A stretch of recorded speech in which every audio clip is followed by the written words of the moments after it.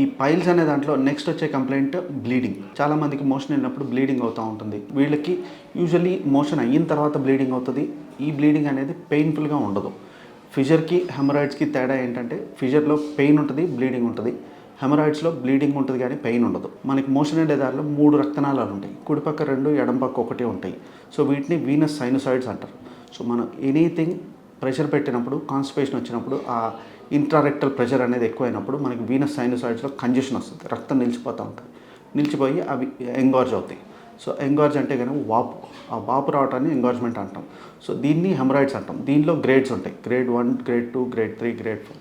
Grade 1 and 2లో సింపుల్గా లోపలికే ఉంటాయి అవి. గ్రేడ్ 3 అండ్ 4 బయటకు వస్తూ ఉంటాయి. గ్రేడ్ 3లో బయటకు వస్తాయి కానీ మనం మోషన్ అయిన తర్వాత లోపలికి వెళ్ళిపోతాయి దానంతట అదే. గ్రేడ్ 4లో మాత్రం అవి బయటకు వచ్చి అలాగే ఉండిపోతూ ఉంటాయి. బ్లీడింగ్ ఎక్కువ అవుతూ ఉంటుంది, సిమ్టమ్స్ ఎక్కువ అవుతూ ఉంటాయి. సో వీళ్ళకి సెడెంటరీ లైఫ్ స్టైల్, ఫైబర్ ఎక్కువ తీసుకోకపోవడం, మసాలా ఎక్కువ తీసుకోవడం, వాటర్ ఎక్కువ తీసుకోకపోవడం వల్ల ప్రెషర్ అనేది బిల్డప్ అవుతూ ఉంటుంది. బిల్డప్ అయినప్పుడు ఈ హెమరాయిడ్స్ అనేవి వస్తూ ఉంటాయి. సో దీనికైతే కనుక గ్రేడ్ 1 అండ్ గ్రేడ్ 2కి అయితే కనుక ఎర్లీ స్టేజెస్లో ఉంటాయి. వీటికైతే కనుక మెడిసిన్స్తోని మేనేజ్ చేసుకోవచ్చు. Grade 3 and 4 usually are more troublesome. వాళ్ళకి ఎక్కువ బ్లీడింగ్ అయిపోతూ ఉంటుంది. సిమ్టమాటిక్గా ఉన్నప్పుడు వీళ్ళకి ట్రీట్మెంట్ ఇస్తూ ఉంటాం. సో వీళ్ళకి ట్రీట్మెంట్ ఇవ్వడానికి అనేక మార్గాలు ఉన్నాయి. స్టేప్లర్ హెమరాయిడెక్టమీ అనేది ఉంటుంది.